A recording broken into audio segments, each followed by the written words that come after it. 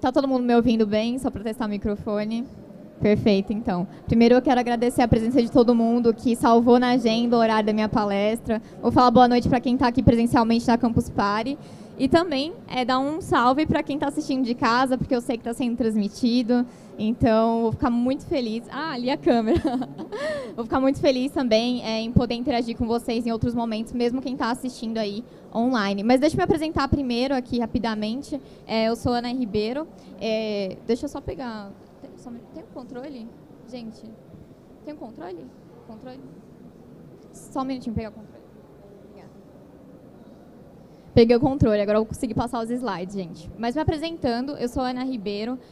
Eu vou falar com vocês aqui sobre um assunto que está sendo uma grande temática aqui no palco, que é sobre neurociência, e um outro grande assunto que é pautado aqui na Campus Party, que é inteligência artificial. E a minha ideia é trazer em uma linguagem simples para vocês como que a gente, né, nós seres humanos, com o nosso cérebro, nós conseguimos contribuir com a inteligência artificial. Então, a minha ideia aqui é explicar para vocês algumas comparações entre o que a gente consegue ver ali no desenvolvimento de IA e o que a gente consegue ver que foi inspirado em como nós funcionamos também, né? Então, se vocês saírem daqui dessa palestra entendendo essas correlações e essas inspirações, eu já vou ter cumprido a minha missão, né? Mas vamos lá.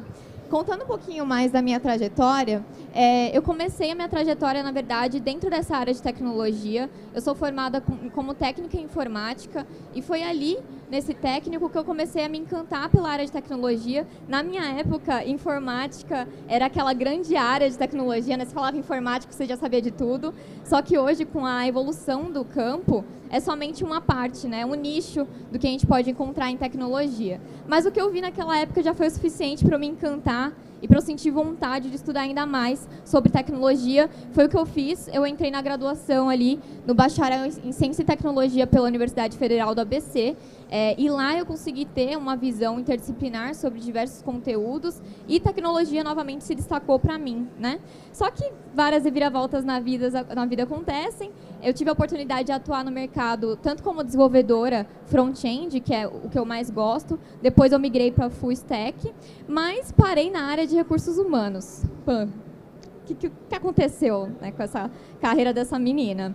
Mas eu tenho grandes gostos, né, coisas que eu gosto de fazer. Eu gosto muito de tecnologia, mas eu também gosto de lidar com pessoas. Então, dentro de recursos humanos, eu consegui lidar com gestão de pessoas, né, gestão de projetos e até com a estratégia do negócio. E aí eu cheguei num momento da minha carreira que eu fiquei ponderando o que eu estava fazendo e eu descobri a neurociência no meio desse caminho. E a neurociência, para mim, levando em consideração a minha jornada acadêmica e a minha jornada profissional, ela junta essas duas coisas que eu gosto, né? Ela junta os computadores, as máquinas, os sistemas e as pessoas.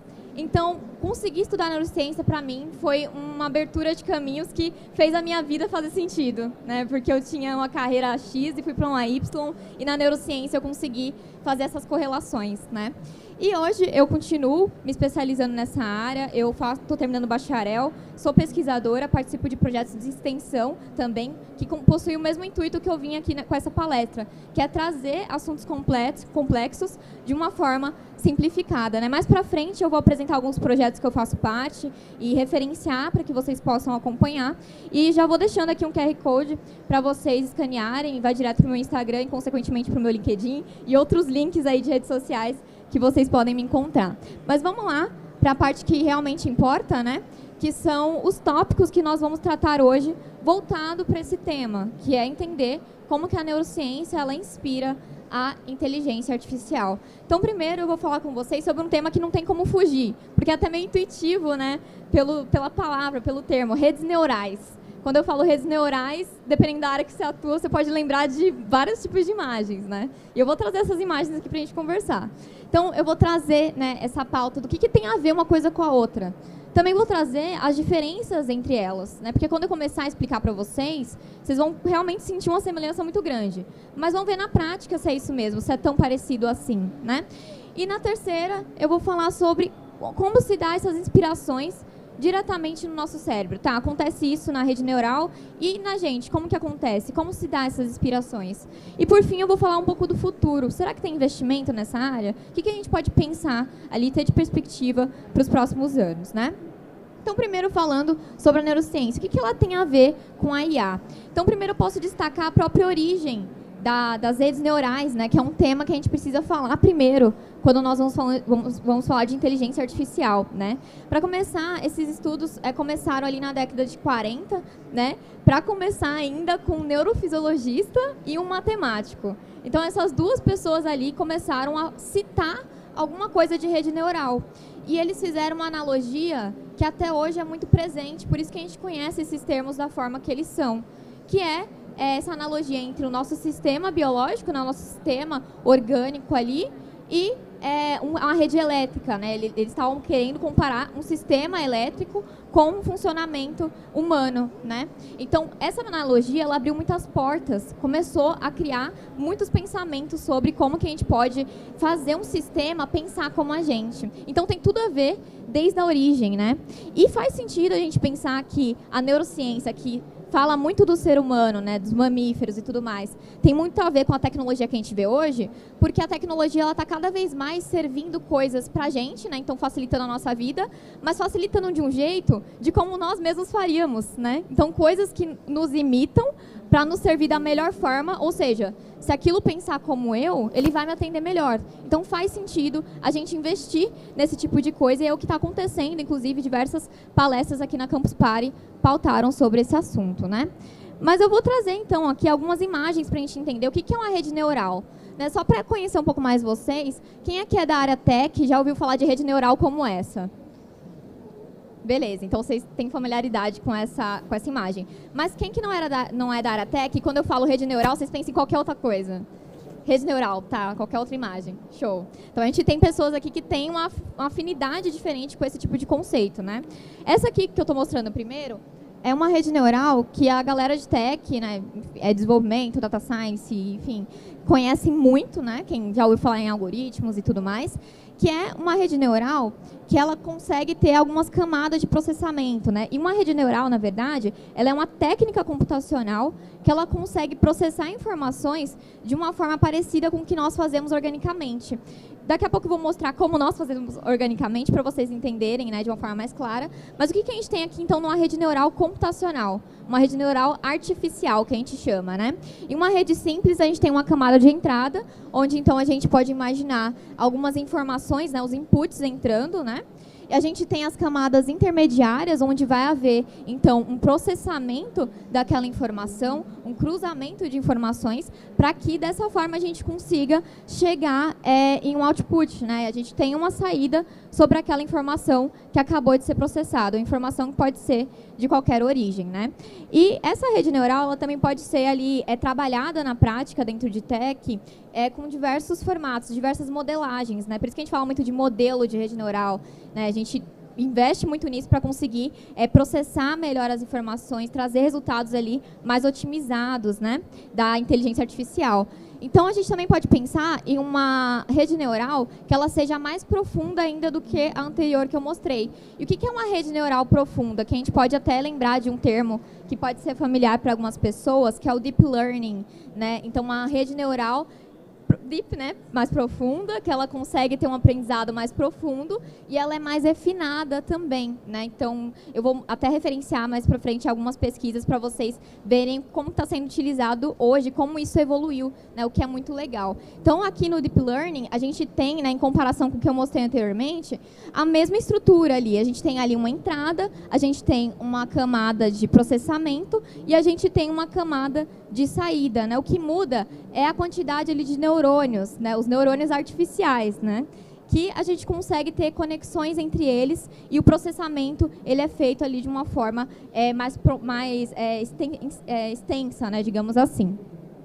E outras pessoas podem pensar em rede neural dessa forma, né? Eu falei que quando a gente fala de rede neural, podem surgir várias imagens dependendo da área que você atua, dependendo do que você vive aí na sua rotina. E essa rede neural é o que eu vivo vendo, porque eu estudo neurociência, então tenho um carinho por essa imagem, acho muito bonita, é uma obra de arte, né? E a gente tem aqui neurônios, né, se comunicando ali através de um processo que a gente chama de sinapse, que acontece, né?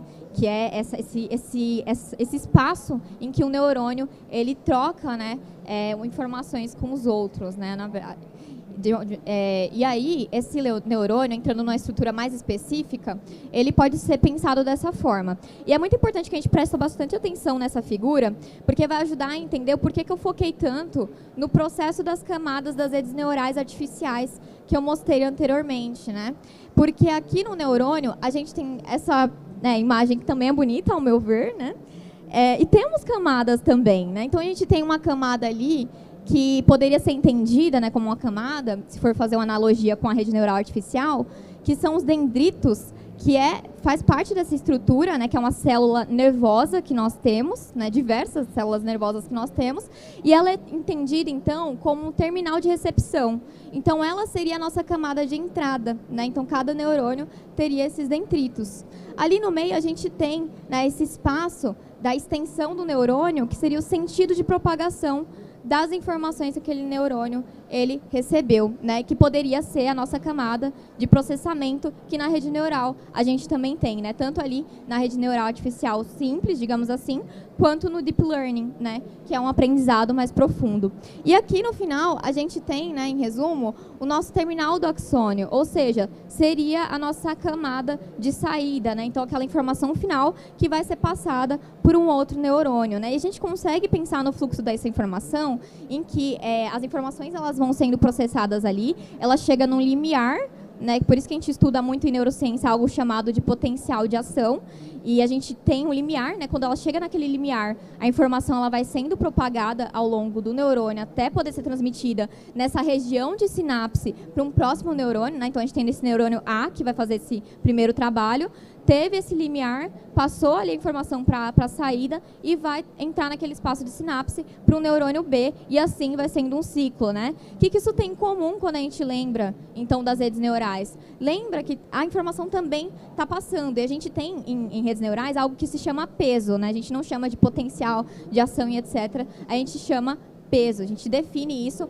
dentro do modelo matemático que é desenvolvido pelas pessoas que trabalham com essa área de atuação, né? Mas beleza, fiz essa comparação e mostrei para vocês inicialmente qual que é uma das áreas, dos pontos mais fortes que são comparados entre nós, né, humanos, o que nós temos e o que é feito ali em tecnologia, né? Esse é o primeiro ponto que não tem como não começar por ele. Mas então, se funciona de uma maneira parecida, né, porque foi muito inspirado um no outro, será que elas são equiparáveis? É a mesma coisa eu dizer que você atua de uma maneira processando informações no seu processo de aprendizado, é a mesma coisa que uma rede neural artificial? Bom, uma coisa foi inspirada na outra, né? Mas vamos pensar que nós, humanos, temos ali bilhões de células nervosas, né? E uma rede neural, ela pode ter centenas de unidades de processamento. Então, já tem ali uma diferença até quantitativa, né? E a gente tem que saber, né, uma informação interessante para trazer aqui, é que quanto mais conexões a gente gera ali, mais a gente consegue gerar processamento de informações. Por isso que a gente se preocupa muito com a plasticidade, né? Ou seja, a capacidade do ser humano de aprender com as suas experiências e aprendizados ao longo da vida, que passa por todo esse processamento. E a gente tem as nossas técnicas de fazer isso, mas a gente tem também uma gama muito maior de neurônios do que as redes neurais. Por isso que a gente está investindo em tecnologia para trabalhar bastante com Deep Learning, onde a gente tem uma maior gama de neurônios, né, para tentar se equiparar com a capacidade humana de fato, né? Mas então, o que a gente pode trazer na prática? Eu trouxe um exemplo, gente, não julguem, tá? É um exemplo bem simplesinho, bem... Tá, para entender fácil, mostrando qual que é a diferença, por exemplo, de um processamento de informação da nossa cognição, da forma que a gente processa as informações, da forma que a gente entende, da forma que a gente aprende, e a inteligência artificial. Então, eu trouxe aqui o exemplo desse senhor. Alguém conhece? Quem pode dizer o nome desse senhor? Dumbledore, exatamente, perfeito. Temos o nome aqui. E aí, ponto, pegamos o Dumbledore, pegamos ele e colocamos na entrada da nossa rede neural. Show, tudo certo, temos o Dumbledore. Só que aí, eu peguei o Dumbledore e eu pixelei um pouco a imagem, eu coloquei outras informações ali, né, na minha rede neural. E aí, por conta disso, né, dessa deformação na minha imagem, o que a rede neural ela traz para mim?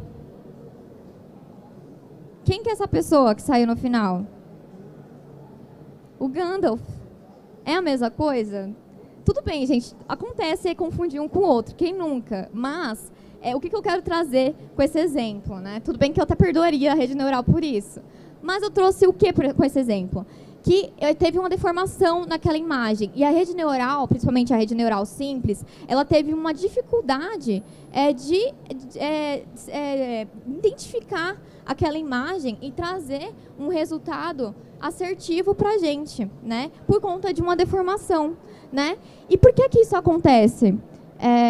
A gente tem aqui um diferencial humano que a gente consegue fazer algo que se chama generalização. Mais tarde eu vou mostrar uma pesquisa legal para quem quiser ler depois, né? Que quem conhece os CAPTCHAs, eu acho que é assim que se pronuncia, né? Quando você vai enviar um formulário, etc., você tem que colocar, vem umas letras super bugadas lá, né? Enfim, e você tem que decifrar aquilo para conseguir submeter aquele formulário. Aquilo é para provar que você não é um robô, né? Então, né, tem gente que erra 2 vezes, fica na dúvida se não é um robô mesmo, mas aquilo é para provar que você não é um robô e tem uma camada ali de segurança, né, para a gente conseguir lidar com esse tipo de formulário, por exemplo, né? Mas a gente consegue fazer isso, e a gente consegue passar por esse tipo de processo porque a gente tem a capacidade de generalização. Então, com pequenas deformações, inverter uma imagem, etc., né? Ver um cachorro em cartoon, ver um cachorro de verdade, ver um cachorro em arte abstrata, a gente sabe que aquilo é um cachorro, né? Ainda. Mas a rede neural ela precisa de muito mais exemplos do que nós para ter essa capacidade de generalização. Então, pode acontecer, inclusive, muitos estudos, né, que notaram esse tipo de equívoco, né, baixa acurácia, né, baixa assertividade de algumas redes neurais, de estudar ainda mais isso, né, de ampliar essas redes para poder chegar perto dessa nossa capacidade de percepção, né? Tudo bem que a gente tem uma grande vantagem sensorial, a gente tem diferentes maneiras de input, né, de informações, isso nos favorece muito e é por isso que ainda não dá para equiparar. Mas tem muitos avanços ali combinando tecnologias para chegar ali no nosso nível, né? Então, enquanto a IA precisa de mais exemplos, a gente conseguia se desenvolver e entender as informações até em pintura rupestre, né? Muitos anos atrás, entender que aquilo era um animal X e não um animal Y. Então, a gente tem essa acurácia muito mais refinada mesmo que biologicamente, né? Então, posso dizer que o artificial ele acaba copiando o orgânico? Bom, de certa forma, é realmente uma grande inspiração.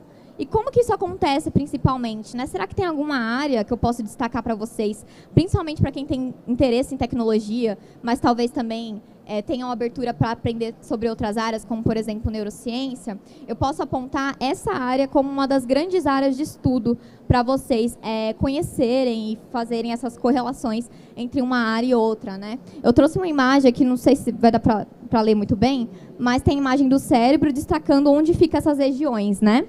E eu destaquei o córtex visual, né? Que a gente tem o córtex primário e o secundário, né?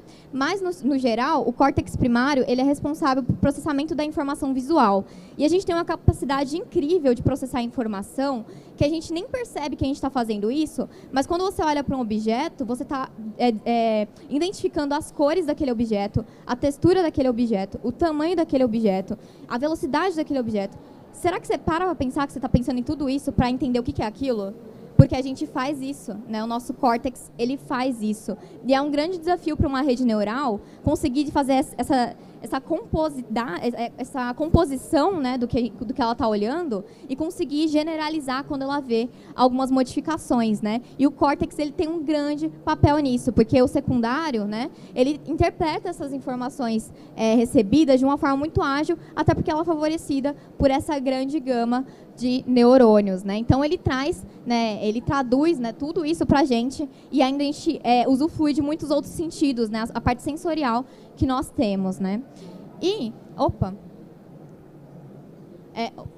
como eu tinha falado, eu ia trazer para vocês aqui alguns estudos para quem tiver mais curiosidade em saber. Pelo tempo aqui não dá para aprofundar muito, mas é bacana saber de algumas referências e ver como que isso avança rápido. E mesmo avançando muito rápido, por conta da capacidade de exploração, né, do quanto que a gente pode se inspirar ainda mais em coisas que a gente já tem, né, como, por exemplo, nós mesmos, tem uma evolução desses estudos. Eu já citei, dei um spoiler aqui sobre esses modelos de CAPTCHA, né, baseado em texto, para a gente conseguir furar algumas barreiras de segurança, por exemplo, para provar que você não é um robô, né, etc. E esse artigo da Science, que ele é o modelo de visão que treina com alta eficiência de dados e quebra CAPTCHAs baseado em texto, ele é justamente uma tecnologia que foi baseada no nosso córtex visual também, né? Então, ele estuda essa parte de composicionalidade, de generalização e aprendizado com exemplos que estão na nossa marca, né? Eu falei que para a gente aprender algo, a gente precisa de muito menos exemplos do que a própria tecnologia, né? A gente não precisa de tantos exemplos quanto a tecnologia. E esse artigo, ele traz formas de otimizar isso para que a gente consiga se parecer, para que a IA, né, consiga se parecer mais ainda com a atuação do nosso córtex visual. E aí tem um segundo estudo que eu destaquei aqui, que ele é já mais avançado, né? Porque ao mesmo tempo que essa questão de entender uma distorção de imagem e conseguir passar por isso tem a sua complexidade, se isso é complexo, né, de decifrar CAPTCHAs ali de confirmação, imagina lidar com esse tipo de coisa na área da saúde, né? Que é classificação automática baseada em rede neural convolucional, né, na parte biológica mesmo, né? De biópsias de tumores coloretais e de próstata utilizando imagens multiespectrais, né, um estudo de desenvolvimento de sistemas. Então, isso é difícil ali, foi complexo, né? Fazer esse estudo para quebrar essa barreira de segurança por meio de verificação, imagina uma biópsia, né? Colocar uma IA para trabalhar em uma biópsia. Porque pensa, se identificar o Dumbledore e diferenciar ele, não confundir ele com Gandalf, é algo que poderia acontecer. Imagina você lidar com tecido, por exemplo, né? A gente tem diversas células, e quando a gente vai para a área micro, como que eu vou diferenciar uma célula ali que ela está sendo uma célula prejudicial para o organismo e uma que não está sendo? Imagina a quantidade de modelo que essa IA ela precisou resolver. Imagine quão refinada foi essa rede neural, né? No caso aqui, foi um deep learning, né? Um aprendizado profundo, para que ela conseguisse ter essa autonomia, né, nesse aprendizado para lidar com esse tipo de processo, que é muito, muito, muito delicado, né? E aí, beleza, a gente já viu aqui que tem um avanço muito grande, tem estudos sendo citados, né, em grandes referências, mas, de fato, na prática, tem investimento nessa área, né? Então, a gente tem aqui no Brasil um déficit de investimento em pesquisa e educação, infelizmente, né? Então, as pessoas precisam ter um interesse muito grande na área para conseguir seguir com aquilo, né? Ter uma estrutura para conseguir se dedicar a esse tipo de estudos, mas está tendo espaço, né? Está tendo ali abertura para pesquisas, está tendo abertura para cientistas, pesquisadores, pesquisadoras que querem seguir nessa área, porque não só porque o mercado, a universidade está querendo ser boazinha e dar esse espaço e tudo mais, mas porque a indústria ela quer. Né? Então, se a indústria ela quer, a gente também consegue engajar, né, esses espaços dentro de espaços educacionais de pesquisa para investir em áreas como essa. Né? Então, quais são essas ambições para o futuro ligados a essa área de tecnologia que tem o aporte da neurociência? Né?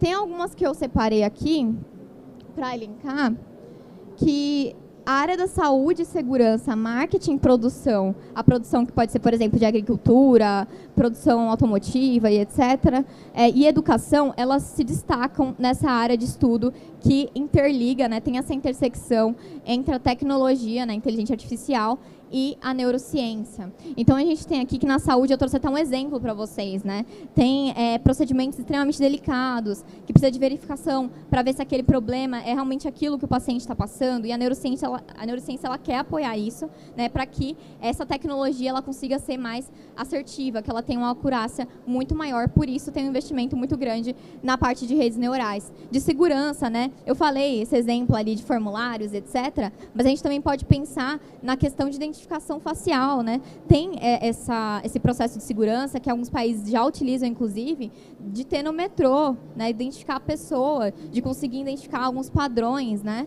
E isso a gente consegue baseado naquilo que eu trouxe para vocês. A inspiração na neurociência foi o córtex visual. Então, para a segurança, isso tem sido muito, muito importante e é uma área que vai ser está sendo ampliada. Então, para quem tiver interesse, é uma área para estudar e também para até investir carreira, né, tanto acadêmica quanto profissional. No marketing, né, a gente tem ali, claro, muita coisa ligada ao marketing. A tecnologia está muito interligada a isso, né? Por exemplo, sugerir tópicos que você pode ter interesse por meio de pesquisa, né? Mas eles querem ir além, né? Eles querem conhecer cada vez mais o ser humano. Por isso, ficar próximo da neurociência, para entender comportamento, para entender tomada de decisão, o que está muito ligado, né, com as coisas que você faz na internet, né? Como que se dá um processo de tomada de decisão de uma compra, né? Como que vai ser esse processo de aprendizado dessa pessoa num curso online, né? Como que eu posso trazer isso no meu marketing? Então, entender o ser humano para conseguir vender tem sido algo extremamente lucrativo, que é interessante de estudar,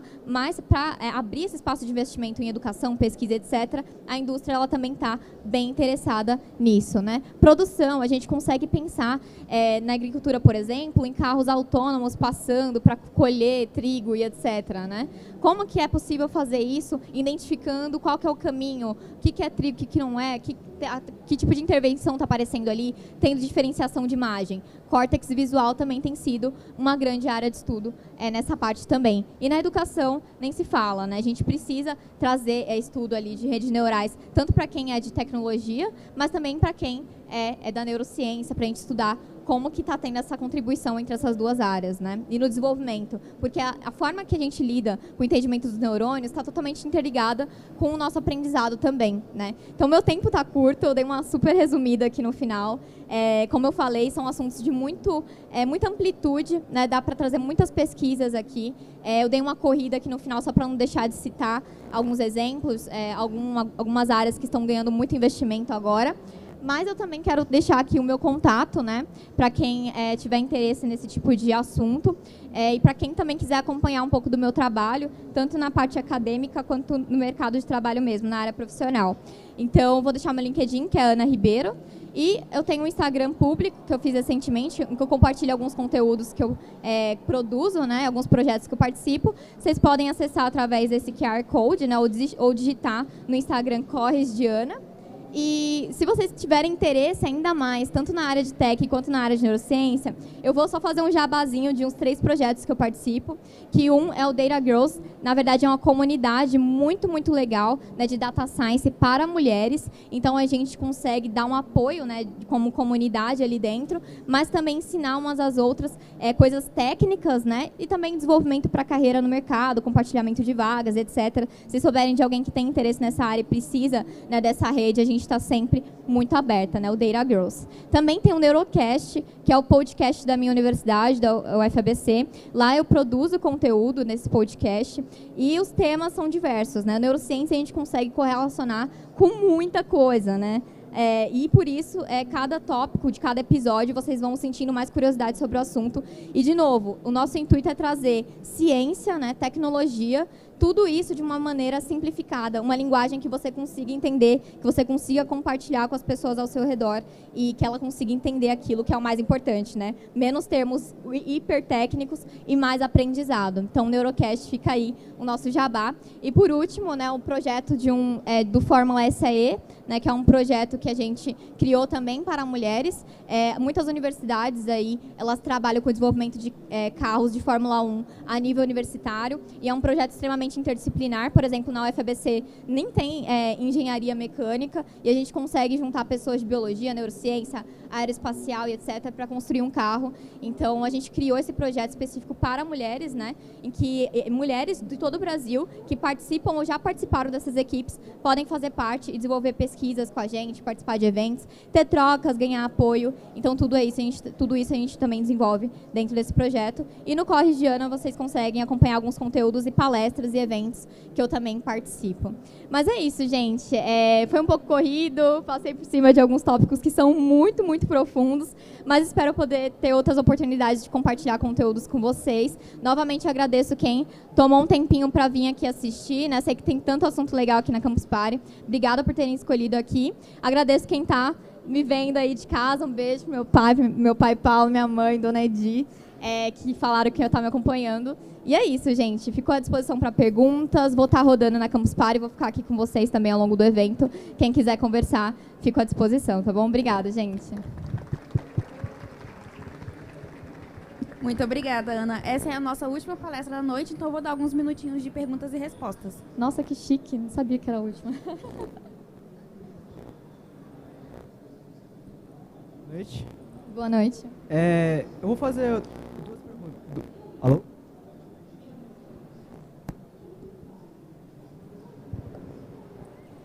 Eu quero fazer duas perguntas. Elas são um pouquinho viajadas, mas...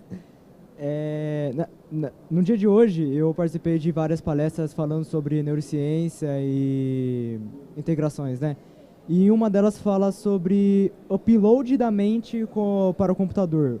Você acha que a neurociência consegue chegar num nível tão avançado assim? Ou, por exemplo, uma máquina ou uma IA nunca vai conseguir replicar o cérebro humano?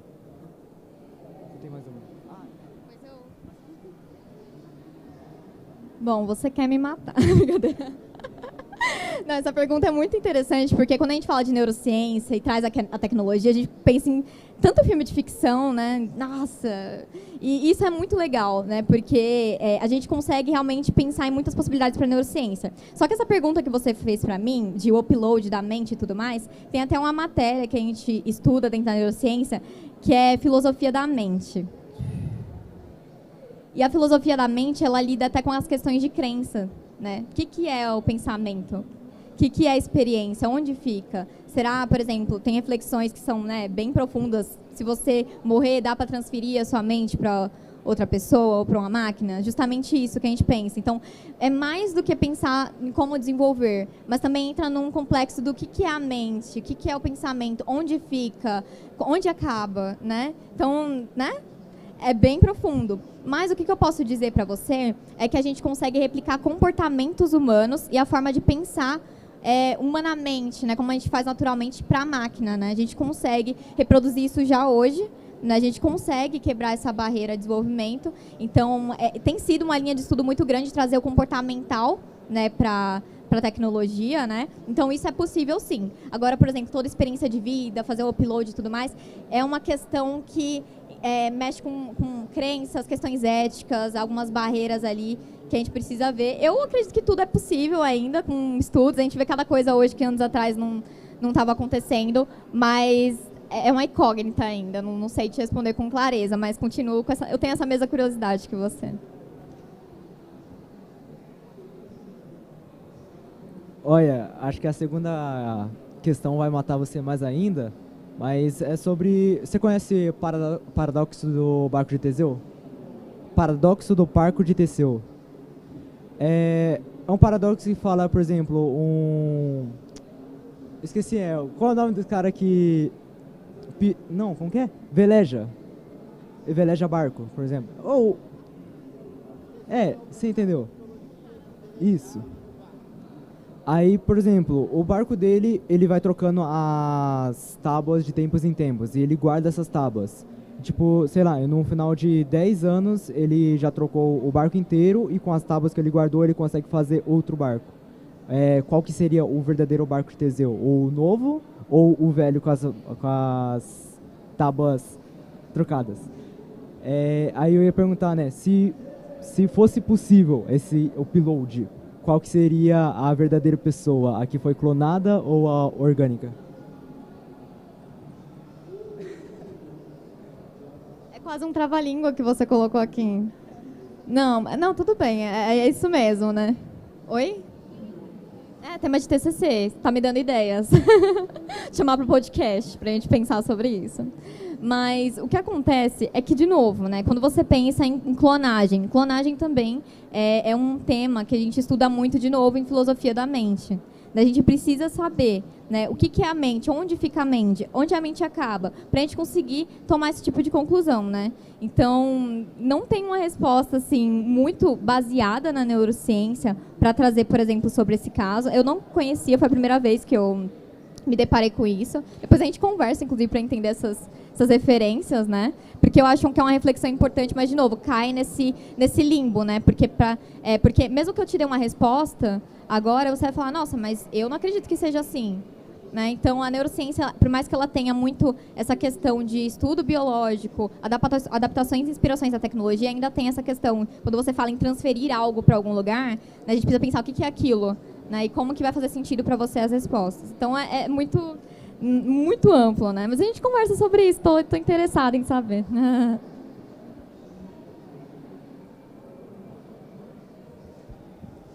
Oi, Ana, tudo bom?